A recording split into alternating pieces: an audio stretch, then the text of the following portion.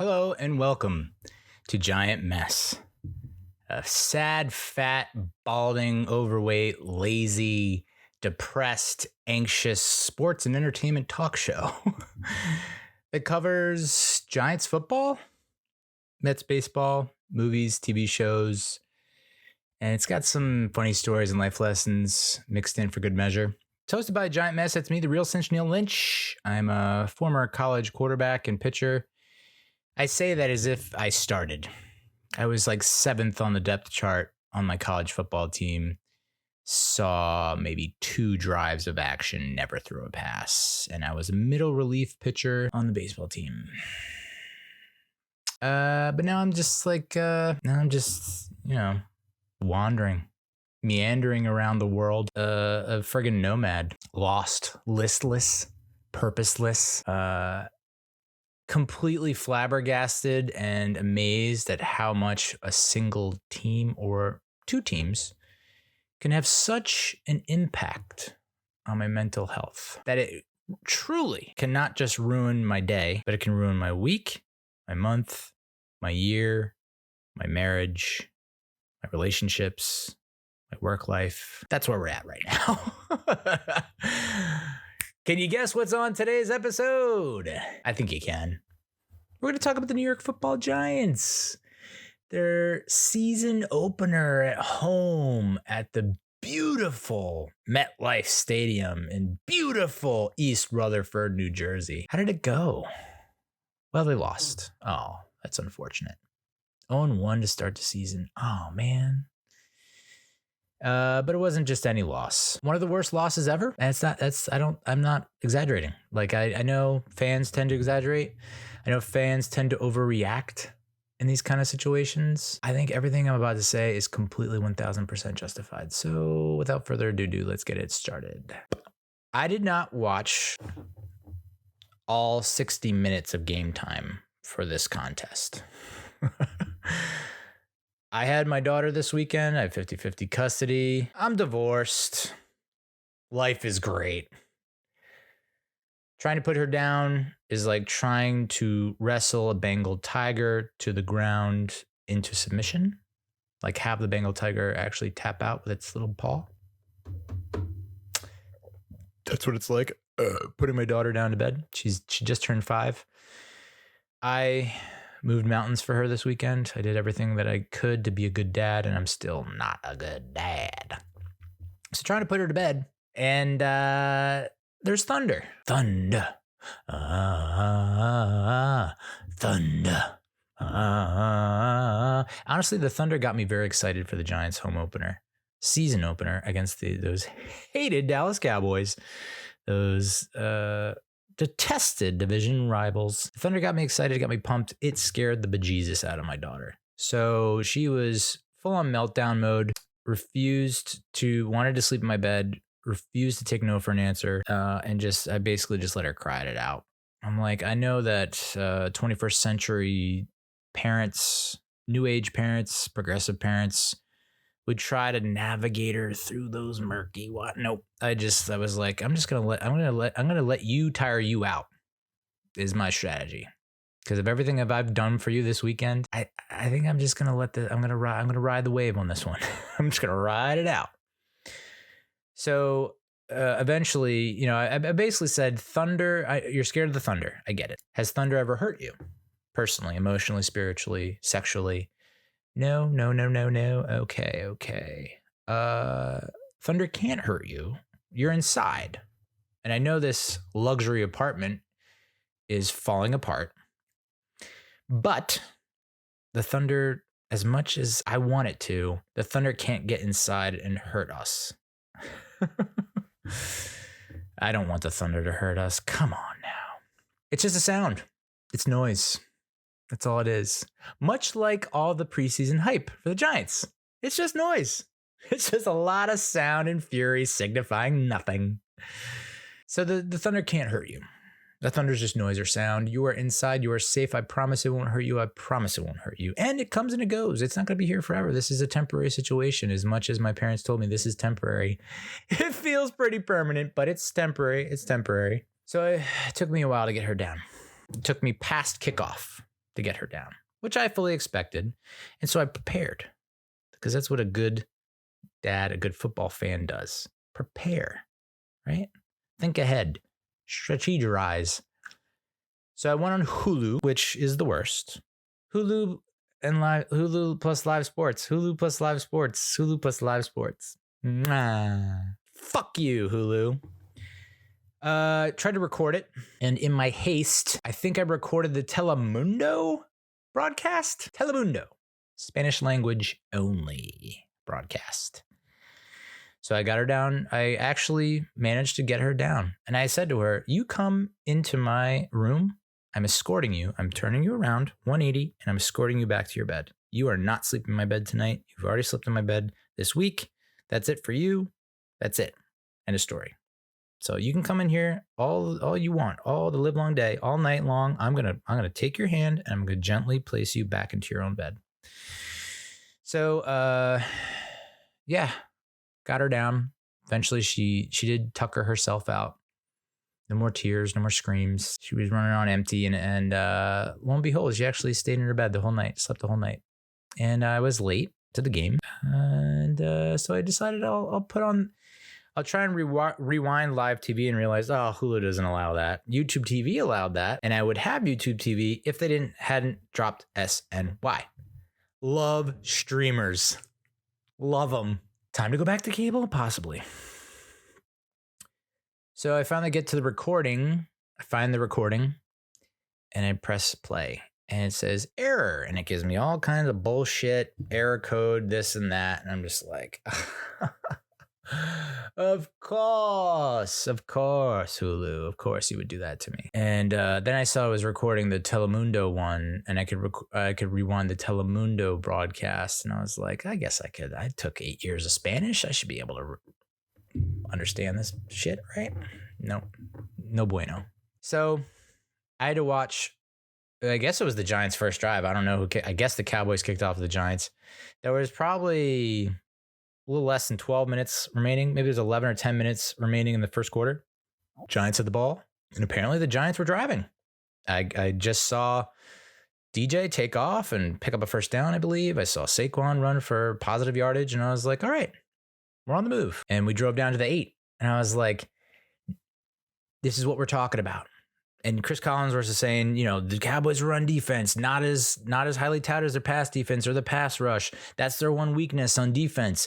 And that's one thing that the Giants did well last year. And they have an improved offensive line. And they're going to be able to run the ball on the Cowboys all the live long day. And life was good. And my season prediction of 10-7, borderline 11-6. I think I eventually went to 11-6. I originally started 10-7 when the schedule was released. And then I said, nay, 11-6 after all this training camp bullshit. By the way, training camps mean nothing. Futile. Stupid. I don't know why we have training camps or why we have preseason. Useless. Benefits no one, especially the fans or the media. So drive down to the 8. And I'm like, man, I had a feeling everyone's talking about how the Giants are going to steal one. We're going to steal one from the Cowboys. The Cowboys have a more talented roster. Yes, but we have the better coaches. We have an improved roster. And without our star players last year, in both games, this one had the flu, this one was out. We fought them tooth and nail, and we came close. We gave them a ride for their money. We gave them all that we got. We came within a score. We made it competitive. Play here, play there, maybe we win. So I thought, we can steal one at home. I had this chalked up as a W from the get. A W. At home, a W. Maybe we'll lose to them on the road in Dallas, but at home, opener, coming off a playoff year, upgraded roster, quote unquote. We're going to steal one. And then Andrew Thomas has a false start, which never happens. Literally never happened last year. The broadcast team pointed that out. 0 false starts in 2022. Okay, shoot yourself in the foot. It was 3rd and 2. Now it's 3rd and 7. Shotgun formation, and our rookie center, John Michael Schmitz, who's going to anchor our offensive line for the next 5 to 10 years. Future Pro Bowler, All Pro, Hall of Famer. Gets 0 air on his snap. Just rolls it back. Just So he tosses the snap away. DJ has to chase it down and cover it. It's a 14-yard loss. Then we bring in Mr. Automatic. Graham Gano. Just came off signing a 3-year contract extension. What could go wrong? I'm going to say this and no one's going to believe me. I knew for a fact, and I probably should have put a bet on it, a massive bet on it. There's no shot that this guy's going to make this kick. 46 yards, 47 yards, whatever. Last year, he makes it no questions asked. No doubt in my mind. But after seeing Andrew Thomas false start, which he never does, after seeing John Michael Schmitz toss a snap away, which almost I don't think it ever happened last year with Feliciano, God bless, I said, there's not any positive juju on this field right now. We have zero positive mojo going on this field. It would be a modern miracle if he hits this fucking kick. I mean, 3-year contract extension, so you know that he's going to bungle that. False start, fumbled snap. We just completely backtracked. All the momentum is now on Dallas's side. Did I think we'd get a block kick for a touchdown? No, but I was not shocked. I was like, yep, this is, yeah. I fully expected something along those lines. A doink, a double doink, wide right, wide left, a block for a kick for a touchdown. Wasn't seeing that, but yeah, sure, why not?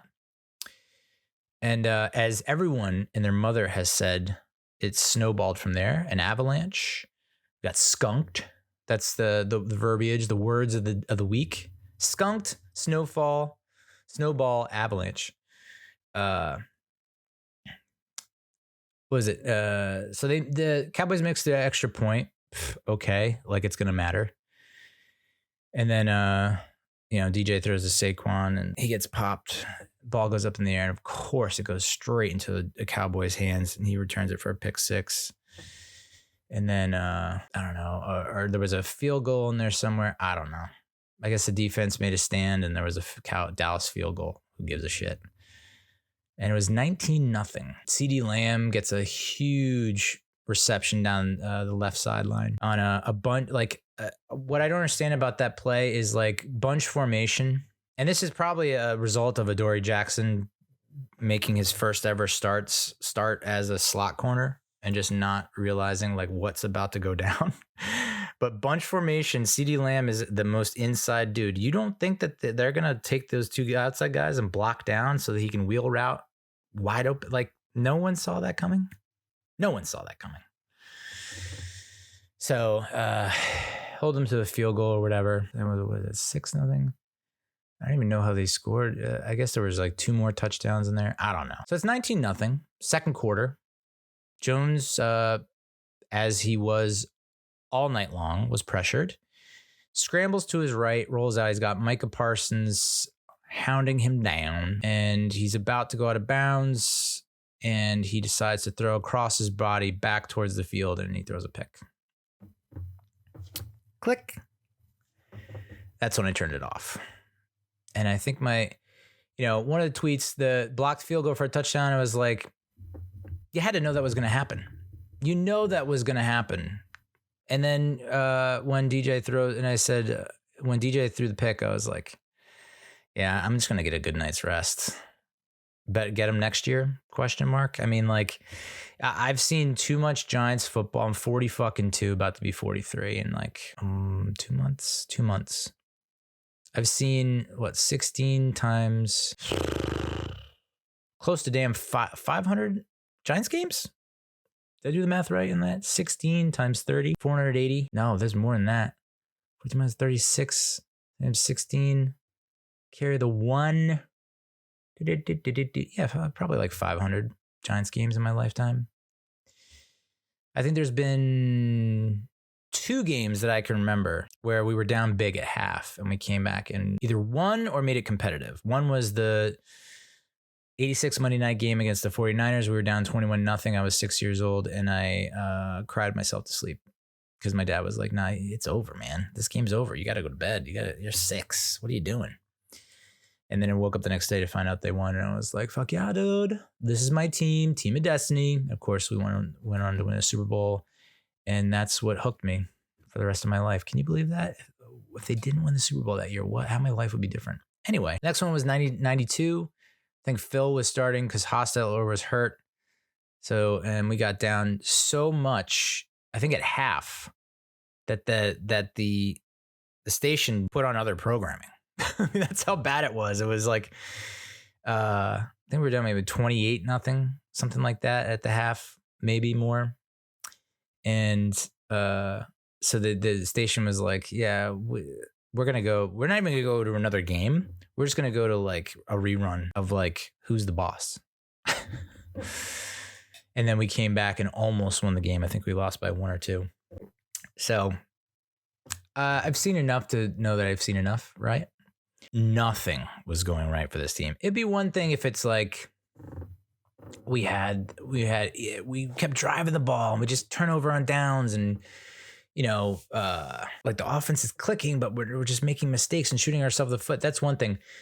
Like after that first drive, which I didn't even get to watch the good parts of the first drive. I watched the tail end of the drive.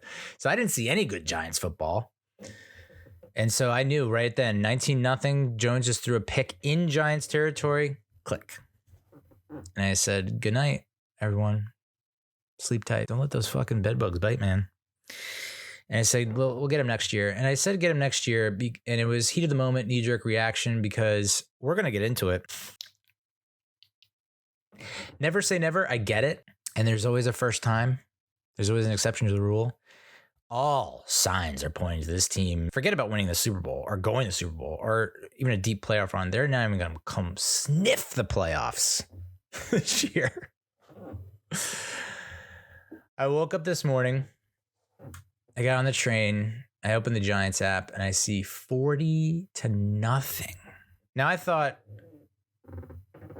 what's going to happen is the Cowboys will get up big and then the Giants will be playing against second and third stringers and maybe we'll score like a couple touchdowns, maybe a touchdown and a field goal. If like, you know, at least put some points on the board. 40-0. So now we've lost 5 in a row to the Cowboys and 12 of our last 13 against them.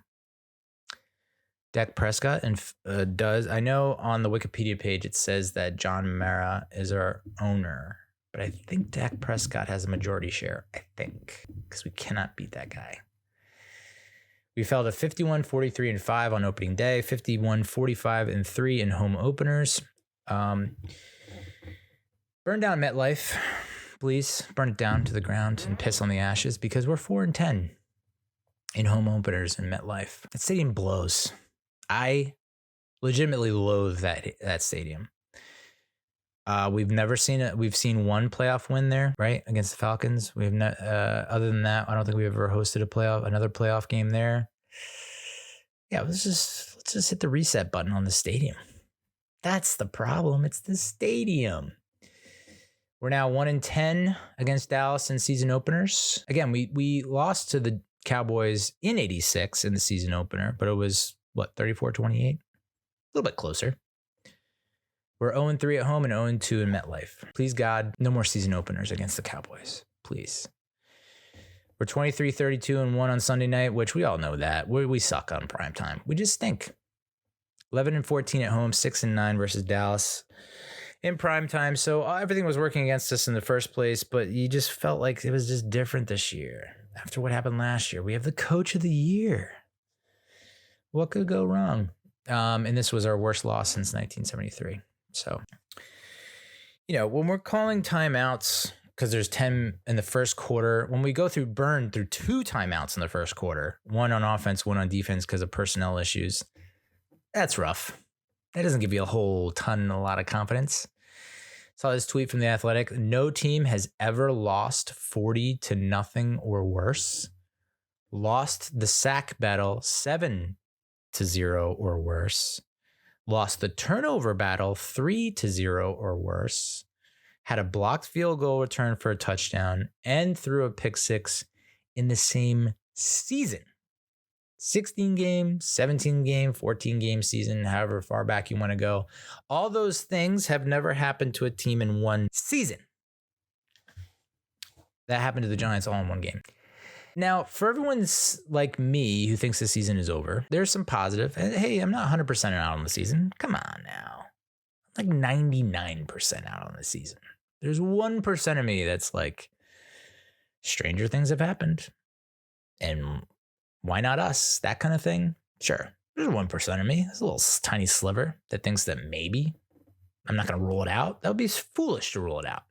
A lot of people saying it's just one game. It's just week one. Week ones are crazy. They're silly. They're wacky. They're pointing to the Bengals and Joe Burrow losing to the Browns. Burrow had something like less than 100 yards passing. Pulled from the game. They got demolished 24-3, something like that. The Bengals went to the AFC Championship last year. Typically beat the Chiefs, who are usually the best team in the AFC, if not the NFL, every year. The Chiefs lost to the Lions week one. Bad things happen. Not as bad as this. This was really bad. So bad. So historically bad. You know, there was a tweet from, I don't know, Ryan Dizier maybe, saying the Super Bowl champion Chiefs lost to the Colts last year, one of the worst teams in the league. Yeah, it was close, though. They didn't get blown out. And I know, I think a lot of people point to the Vikings-Colts game last year, where the Vikings went down 20-some-odd points, 30-some-odd points in the first half, came back and won. That was in a dome. It was the Colts. It wasn't in a fucking monsoon against one of the best defenses, if not the best defense in the league. 2007 Giants. Oh, we lost. I was at this game against the Packers. We lost 35-13 to Brett Favre in week 2. And I thought, I have to go. My grandfather, God bless his soul, gifted me season tickets for this year. I don't know if I want to go. This is what the product is going to be. So for anyone saying 2007, you're not a Giants fan, or you got to get your head out of your ass. This is far from 2007. Not even close, dude. As someone who got to witness it firsthand in person, no. This season is way, way, way more like 2017. Way more like 2017. And a lot like 1995, which we'll get into in a little bit. As I'm watching, I'm thinking, oh, this is a house of cards. The Giants are a house of cards. Darren Waller comes into the game with some kind of hamstring issue. That's not going away. That's going to bother him the rest of the season. And he's not going to be 100%. And he's not going to be the guy that we saw in the preseason game on that one drive against the Panthers. That one drive against the Panthers. Oh my God. What that did for this fan base. And how it was such a mirage. Such a friggin' illusion. Yeesh. Graham Gano signing a three-year contract extension. He might miss some time. Andrew Thomas with a hamstring injury. Now he's not gonna be 100%. He's probably gonna miss some time. Not a lot to look forward to. Not a lot to be positive about. Our special teams sucks donkey dick. It is awful. And the fact that the special teams coach still has a job is kind of ridiculous. Whatever. The offense is not going to get any better. You know, there are people saying we'll sign Justin Pugh and Jason or Andrew Peters, who is like 55 years old as me. Might as well put me at right tackle. I'll give it my all. I will get injured first play, no doubt. We don't have an offensive, we literally don't have an offensive line. Andrew Thomas is hurt, and I don't see him bouncing back and being any good this year. Ben Burson stinks. John Michael Schmitz maybe is like the one guy that could be all right. Mark Lewinsky stinks. Evan Neal stinks. So you're looking at, you need to replace 3 or 4 guys on your starting offensive line. Like, we'll bring in Justin Pugh. Okay, I guess. It's 2017. It's 2017. We're just, we were a house of cards, and we've toppled already, for sure. The 171 total yards on offense was our lowest total since we gained 155 yards at Chicago on January 2nd, 2022, when the season was completely over and we had salary cap burglar Mike Glennon taking snaps. Oh man, what a time to be alive. That was we rang in the new year with a fucking bang. 63 net passing yards against the Cowboys was the lowest figure we've had since we finished with -6 in that loss to the Bears 2 seasons ago. -6 net passing yards. Our offensive line allowed 7 sacks. 7 sacks. I wish. 7 sacks. I mean, basically, DJ did get humped all night. 7 sacks and 12 QB hits, 20 pressures, 23 hurries. DJ was pressured on 66.7% of his dropbacks, which was the most in the NFL, almost 14% more than any other quarterback. That's for all you math wizards. For every 3 times he went back to pass, 2 times he was getting hit, pressured, hurried, etc. So I don't know how you're supposed to win games like that when you have less than 2 seconds to throw a ball. I guess you could do like a lot of bubble screens, flash screens, slants, things of that nature. Evan Neal was ranked 59th among 60 qualifying tackles and pass block win rate in week 1. He's officially donezo. I don't think there's any way, shape, or form that you can honestly believe in this dude. Again, a lot of people think in year 2 he's going to make the same step up, forward, improve like Andrew Thomas did in 2021. He's not. So I don't know what and this kind of dovetails into the next subject that we'll get into that is also very alarming. But you just got to say, hey, we tried, but we whiffed. We thought we had the guy and we don't. So we have to go back to the drawing board. We have to find your replacement. Thank you for coming. We appreciate your effort, but you are not the guy. And maybe you move him into right guard. And maybe he becomes, everyone's saying he's Eric Flowers 2.0 now.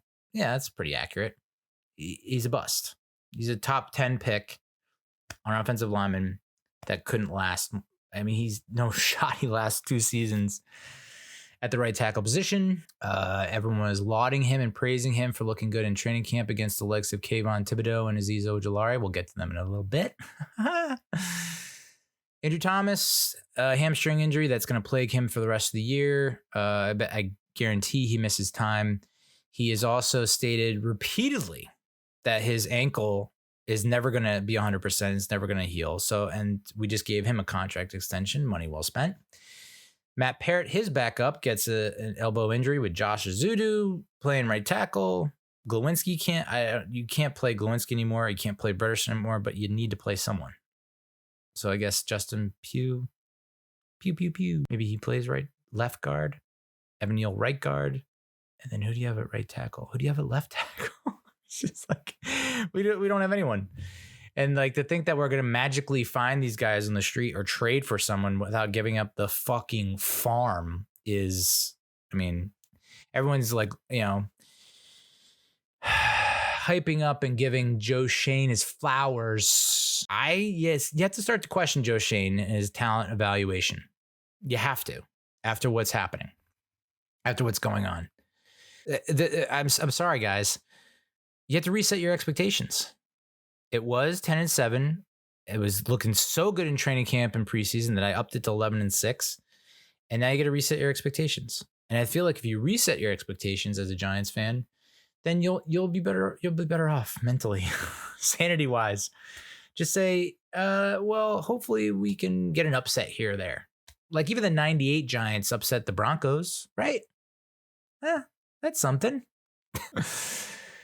So that's the offense. It's like we can have Paris Campbell, we can have Darren Waller. Darren Waller is not going to be effective this year. I mean, the fact that he's already got a hamstring injury is like, that's it. Pretty much it for him. He's not going to have the kind of numbers that he would if he were healthy. That's just a fact. Maybe Saquon can rush for 1,000 yards. That's something to look forward to. I don't know that DJ is going to be able to throw for 3,000 yards, so he's not going to get those incentives in his contract. That kind of sucks. But you can have Darius Slayton, Paris Campbell, Jalen Hyatt, Darren Waller, all these targets, weapons. But it's just like we were so focused on getting DJ his weapons and his targets that yet again, we pretty much ignored the offensive line. Yes, we drafted John Michael Schmitz. And yes, maybe he's going to be a good guy, good player, maybe a great player. You still have 3 guys on that line at the least who suck, who are so bad at their job. And they weren't great last year. And they did, and this management, administration, whatever, front office is crossing their fingers just like the last administration, last front office did, and said, well, we're hoping they get better. We're hoping they take that next step.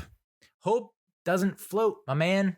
You can't cross your fingers in this fucking league. So it's bonkers that we thought, oh, we'll just get him weapons.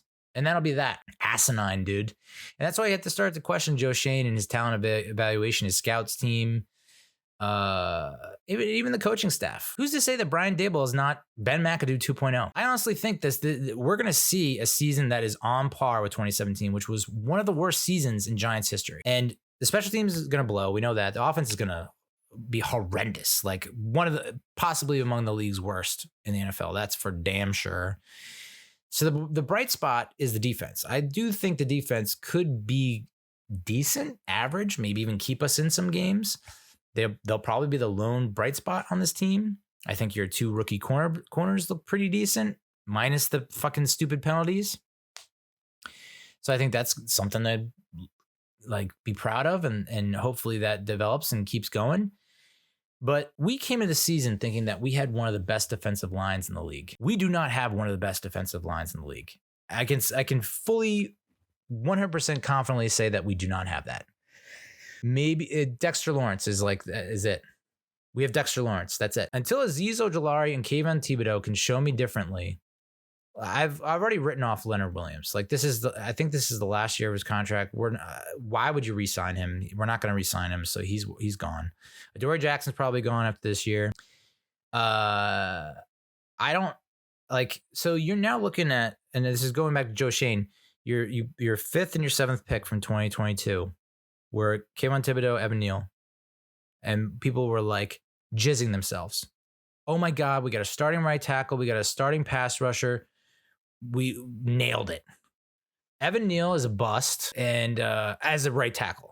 Now, if they move in the right guard and he plays well, okay, well, then I guess it panned out okay. Like not necessarily a big win, but it's a win. Got to celebrate the wins, no matter how small. And then Kayvon Thibodeau, it's like, dude, show me something. So far, all I've seen from Kayvon, there have been, I want to say there's 3 games from his rookie year that stood out. It was the Washington game, the second Washington game. I guess the Ravens game where he had the game-clinching sack, and against the Colts, who literally were tanking. So the Ravens game and the Commanders game is really what I'm looking at here. You need top 10 picks to play like top 10 picks against top 10 teams. That's the whole point of drafting them that high. The expectations are through the roof. You need them to step up and play better, and they're not. So we don't have one of the best defensive lines in the NFL, especially against a banged up Dallas offensive line that was missing their left guard, and everyone was sounding the feasting horn after they learned that Tyron Smith, the left tackle, was playing through an ankle injury. It's kind of weird that we play against injured offensive linemen and can't do anything against them. Lane Johnson was missing a groin, and we could not get any pressure against him. Tyron Smith has an ankle injury. It's doesn't matter. We couldn't manage a sack. Mustered 3 quarterback hits. Dexter Lawrence had 2 of those quarterback hits and 2 pressures. Kayvon Thibodeau, 0 pressures. Leonard Williams, 0 pressures. Azeez Ojulari, 0 pressures. I mean, the game is one in the trenches. The Giants are not going to, you think about the Giants' woes and their struggles over the past, it's now 12 years? 11 or 12 years? Maybe more? Our offensive line blows. Our offensive line has never been average or better than average. At least average. Has never been average or at least average. Ever in those 12 years. Even when we went to the Super Bowl and won in 2011, did we just have amnesia about that offensive line? It was like a fucking Swiss cheese. Eli Manning he dropped back 50, 60 times in the NFC Championship game and almost lost his head every single goddamn pass attempt. Eli Manning is the reason we won in 2011. Eli Manning. That's it. 2008 was literally the last time we had a good offensive line. And we went 12-4. We had a home field advantage, and we shit the bed against the Eagles in the divisional round. So that's that. Cowboys and Eagles have 2 of the best offensive lines, and I'm going to say 2 of the best defensive lines in the league. They're going to win games. They're going to go to the playoffs. One of them is going to go to the Super Bowl. So for all the fucking Eagles fans jerking off in my comments section of my one YouTube video where I thought where I admitted that the Eagles are better, but that I predict downfall due to the salary cap, don't slip in your own cum. because I'm admitting full on now that the Giants are not like they're not the team that I thought they were going to be, and like we're going to stink, and it's going to end. There's a lot of roster spots that are just huge. Like there were question marks coming in, and they're even bigger question marks now. Where it's like there are a lot of gaps, a lot of holes to fill. Giggity. That's where we're at right now. Again, 1% of me thinks that maybe we do turn around, and maybe we're the first team ever to bounce back from a 40-0 shellacking at home to make the playoffs. I don't think that's ever happened. It's got to happen once, right? So the bright spots on defense. Deonte Banks and Trey Hawkins.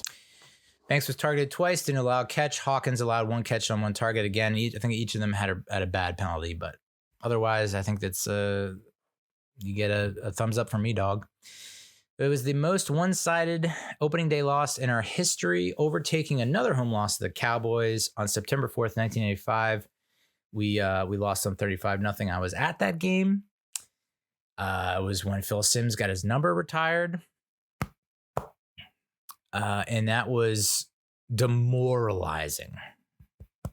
I think this one was way more demoralizing because I think 94, it was like we got off to a really bad start. It was the first season without Phil Simms as a quarterback. Dave Brown was our starter. We got off to like a 3-7 start, something like that. We won 6 in a row to finish the season. It was like, well, there were some hopes. I don't know how high the hopes were, but it was like we almost made the playoffs. 9-7. I think we can take the next step and we can at least match that or do better and make the playoffs. And then we just got shit pumped. 35-0.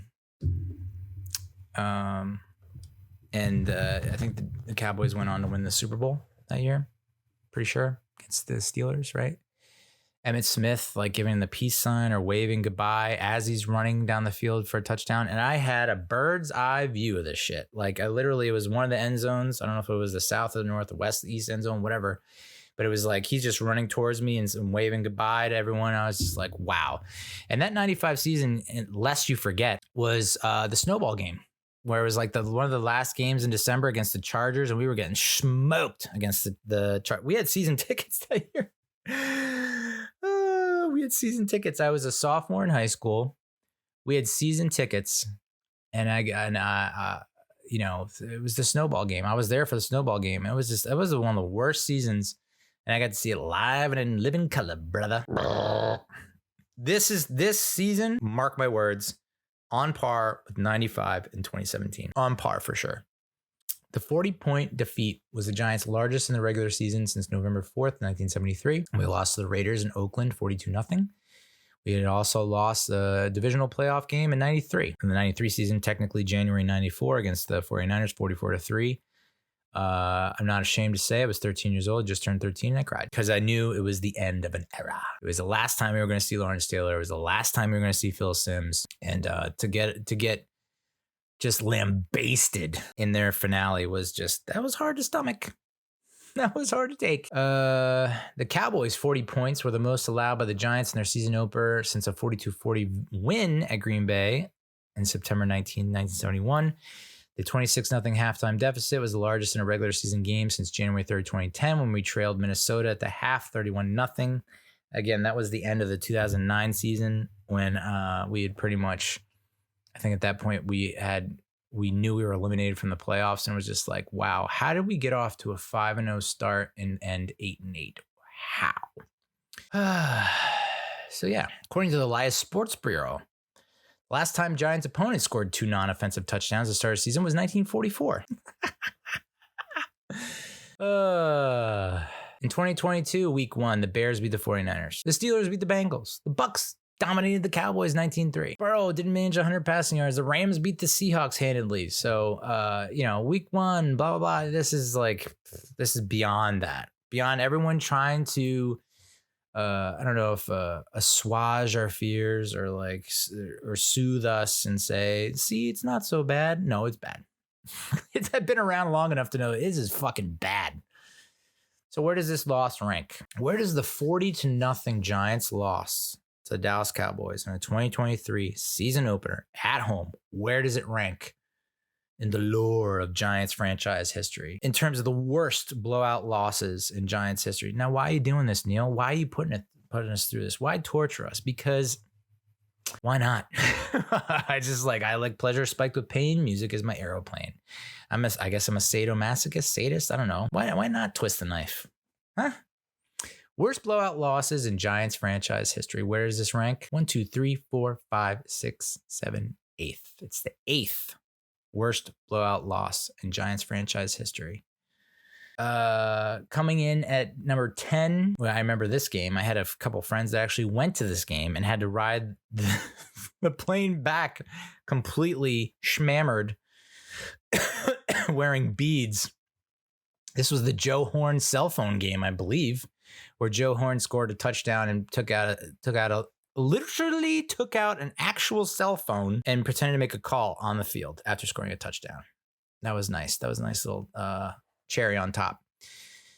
We lost 45-7, and our final record was 4-12 that year, and that was the year that Fossil was fired. Number 9 was 2013. We lost 38-0 to the Carolina Panthers. We started 0-6 that year and somehow finished 7-9. I think partially due to a really easy, all of the starting quarterbacks of the opponents we faced in the second half of the season, in the final 9 games or whatever, 10 games were injured. So we were facing backups and third stringers. It was insane. We faced Scott Tolkien, like a dentist, DDS. At the time I was like, wow, I have never seen a team play this poorly, this badly, especially coming off a playoff year. What should have been a playoff year, 2012. We missed the playoffs, but goddamn, we should have made the playoffs in 2012. It still bothers me that we missed the playoffs. Thank you, Detroit or Chicago. One of those two really bungled it for us. I think it was Detroit. 1966, which is definitely one of the worst seasons in Giants history. We lost to the Los Angeles Rams 55-14. We finished 1-12-1.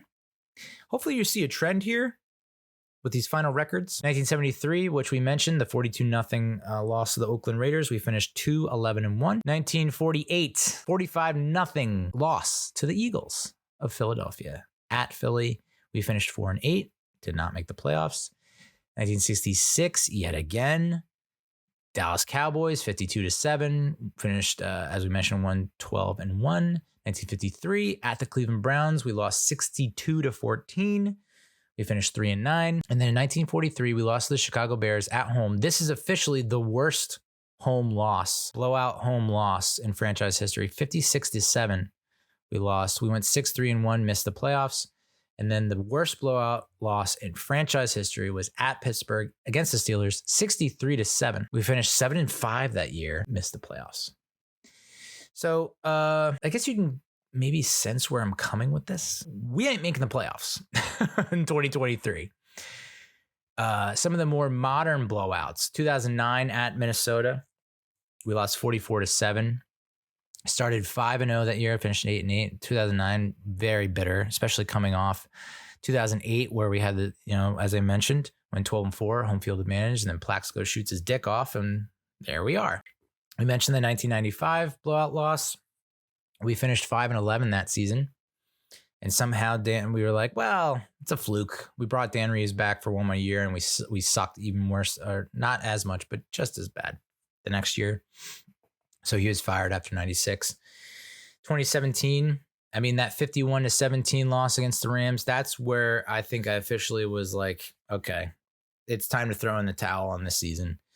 We ended up going 3-13 and McAdoo was fired. So for everyone who thinks that Brian Daboll is like a savior or is like the guy, you can win coach of the year and then you can stink up the joint so badly the next year.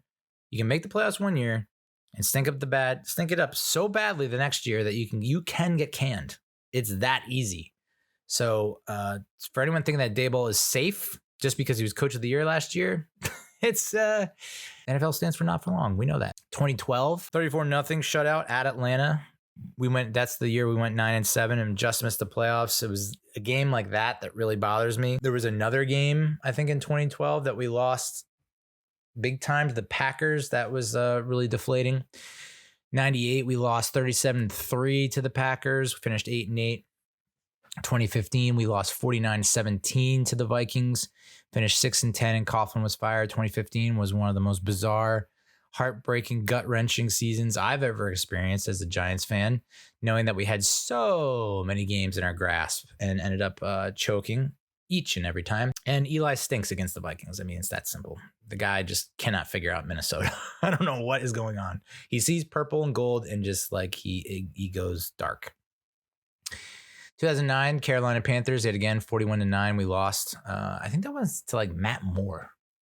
I think it was like some backup quarterback, not anyone that special. And any more recent ones? Oh, 99. We lost to the Redskins at home, 50-21. We finished 7-9. That was kind of a funky year in 99 because it was like changing the guard at quarterback with Kerry Collins coming in. And like all of a sudden our pass game was rejuvenated. Like Amani Toomer came out of the woodworks and flourished and was like, oh, we have an offense now. We just, for some reason, our defense just decides like, we've had enough. We're going to quit at the worst possible time.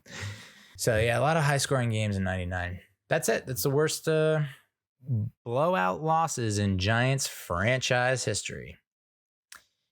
There were so of the, I think there's more than 30 here. I want to say there's like 30 blowout losses in franchise history that I have just here by like more than 4 touchdowns. So 29 points or more. Of those, the Giants made the playoffs once in 1963 and lost in the championship. So there you go.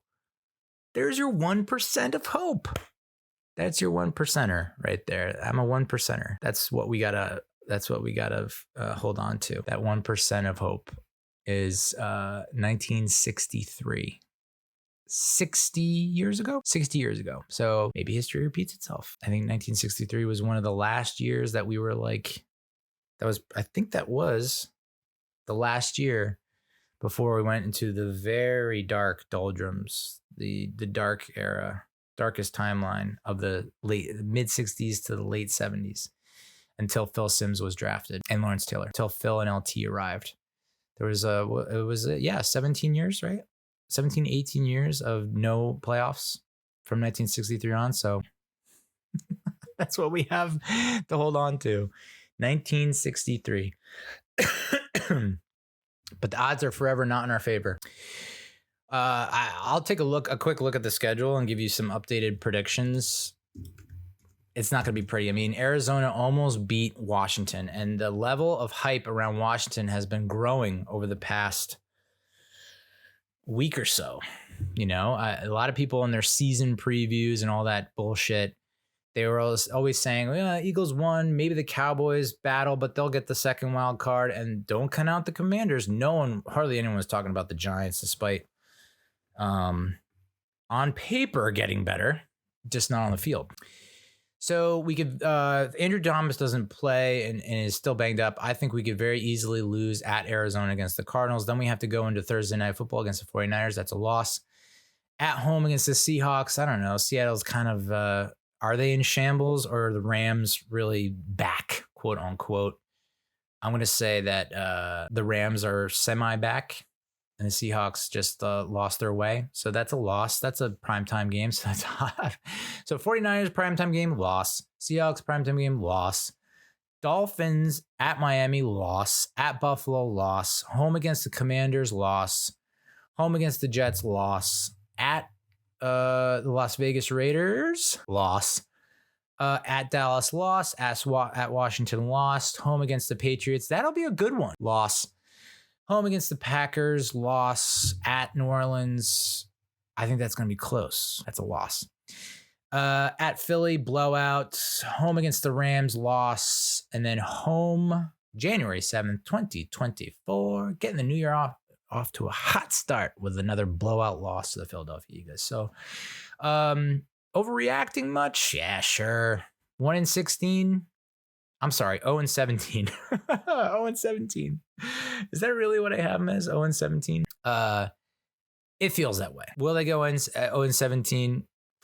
I mean, if they do, Do we get the number 1 pick? And I don't even know where you begin to, like, where do you go from there? Do you trust Joe Schoen to make the right decision? Like, if Evan Neal continues to have a shitty season, which it looks like it's going to be the way, if Kevin Thibodeau continues to underperform, which he kind of like, where are you, dude? Where are you? Where are you? You have to start to look at Joe Schoen and say, wow, you pulled some magic out of your hat here and there, but overall, like when we take a step back, bird's eye view, forest for the trees, you kind of misfired on a lot. So you can say that Gettleman got us into this mess. You can say that Jerry Reese got us into this mess, which he officially did. For anyone who's keeping tabs and keeping track, Jerry Reese is the one who got us into this mess by not investing in the fucking offensive line. Gettleman doubled down on that and said he's getting him some hog mollies or whatever the fuck you call them. Didn't fix the offensive line. And now Joe Schoen, the 3rd GM in a row, hasn't fixed the offensive line. And until we fix the offensive line, you can expect this like horseshit on the field. You can expect this until we fix the offensive line. Because we don't have an Eli Manning. We have a Daniel Jones. And as much as I love Daniel Jones, he needs some level of protection. Like even Eli had some level of protection in 2011. Enough to at least get the ball off. I don't know, you know? So yeah, that's where we're at. That's where we're at. Reset your expectations. I honestly don't even know what it would take at this point to turn this team around. I don't think it's just not in them. They don't have the players. They just don't. It was just a lot of hope. There was hope, which is great and all, but it's like it also doesn't translate to wins. It's like there's hope and belief. And you know what? We could do what the Philadelphia Phillies fan base did with Trey Turner. Trey Turner went off in the World Baseball Classic, hitting ding-dongs left and right, and everyone thought he's a world beater. Starts off the season, first half of the season or more, just slumping, not doing shit at the plate. Philadelphia, that goddamn city, rallied around Trey Turner, and instead of booing him, decided to cheer him. And I don't think it was even sarcastic. I think it was just trying to show support for him, and he turned it around. As Giants fans, are we going to do what we always do and not show up to the stadium and not cheer on the team, continue to boo them? Or do we pull, I hate to say it, a Philadelphia move and come and cheer them when they come out as loud as we can? I am a cynical fuck, and I think that we are not going to do that.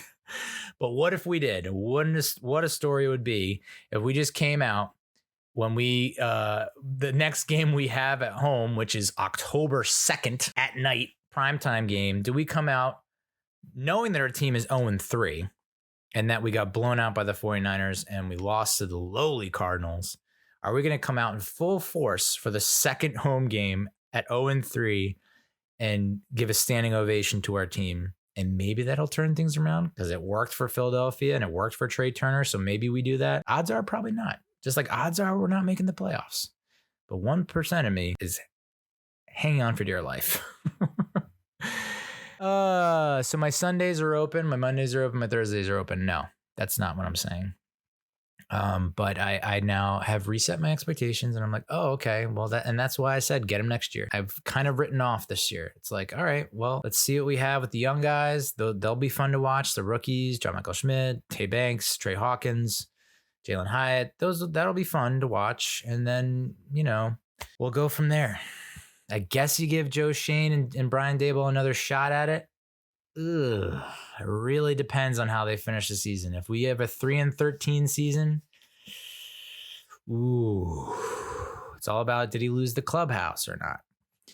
But the fact that you had so much time to prepare, all off season, all the moves you made, all the time, blood, sweat, and tears you put into preparing for a hugely, critically important game.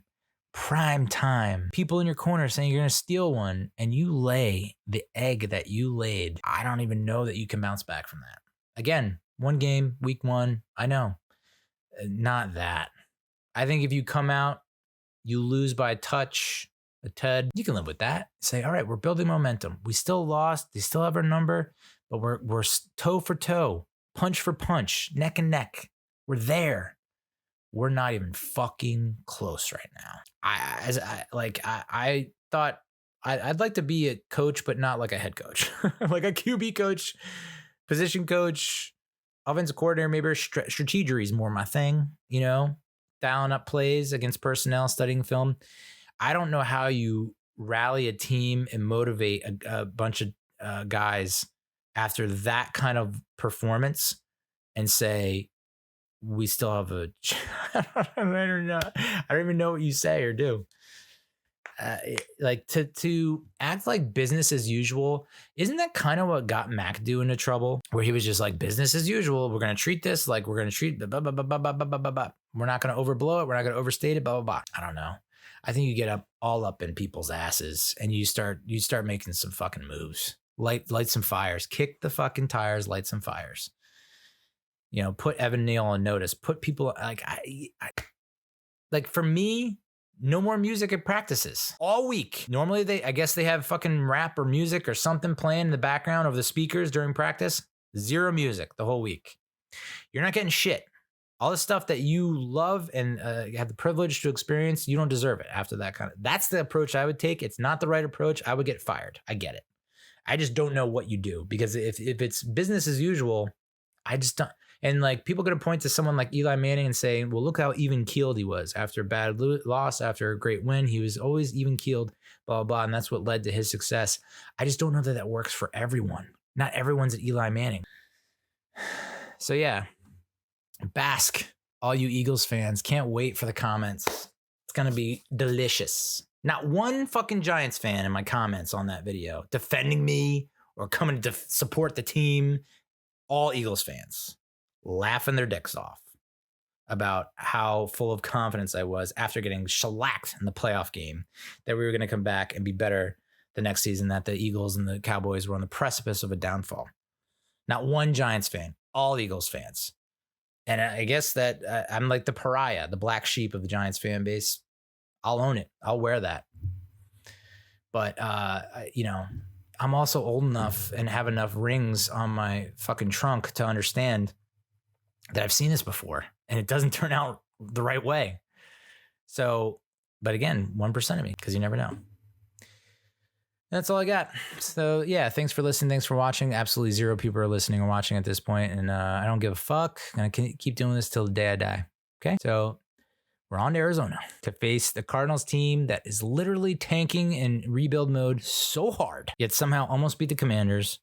And they are for sure going to take us to the whipping post to task for